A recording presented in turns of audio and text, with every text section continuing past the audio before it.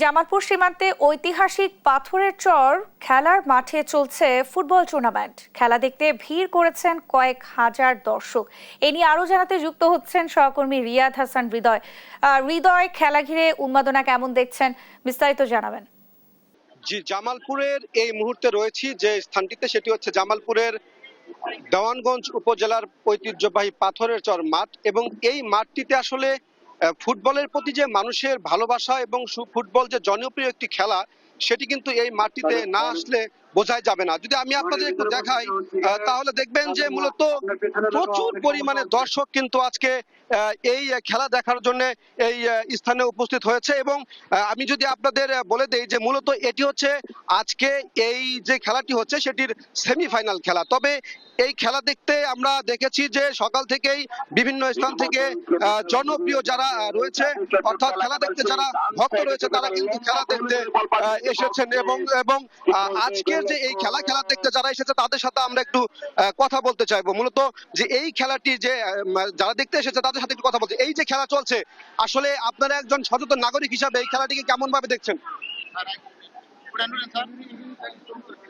আমরা এই ফুটবল খেলাটা খুব দারুণ ভাবে উপভোগ করতেছি এবং এখানে যারা খেলাটা আয়োজন করেছে, সভাপতি, সহসভাপতি, তাদের প্রতি কৃতজ্ঞতা জানাচ্ছি। আমি আরো 2 দিন এখানে খেলা উপভোগ করেছি, কিন্তু আজকে যে লোক হয়েছে অসংখ্য এই খেলা দেখার জন্য। কুড়িগ্রাম জেলার রৌমারী উপজেলার টাপুরচর একাদশ এবং জামালপুর জেলার বক্সিগঞ্জ উপজেলার একাদশ এখানে খেলা খেলতেছে।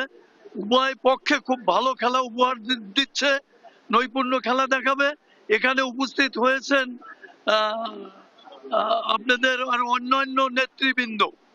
জি, আসলে এই যে শুনছিলেন যে আসলে যারা খেলা দেখতে এসেছে তারা কিন্তু বলছে যে এখানে যে পরিমাণে মানুষ এসেছে এবং যে পরিমাণে খেলা দেখার জন্য ভক্তরা এসেছে। আমরা একটু কথা বলবো যে আয়োজক কমিটি যারা রয়েছে, এই যে খেলা চলছে, এই খেলাটি পরবর্তীতে আপনারা আরো চালাবেন কিনা এবং এই খেলা আয়োজনে আপনাদের কেমন লাগছে আয়োজক হিসেবে?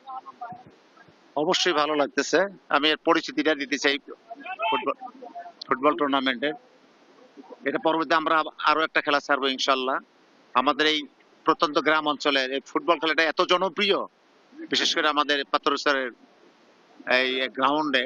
আমরা আশা করি ইনশাল্লাহ ভালো খেলা উপহার দিবে প্লেয়ার। জি জি, এই যে আসলে শুনছিলেন যে আজকের এই খেলা দেখতে কিন্তু হাজার হাজার দর্শক কিন্তু আজকে এই খেলা দেখতে এসেছে এবং পরবর্তীতে এমন খেলা আয়োজন করুক দর্শকদের, এমন প্রত্যাশা। এই ছিল জামালপুরের পাথরের চর থেকে ফুটবল খেলার সর্বশেষ খবর।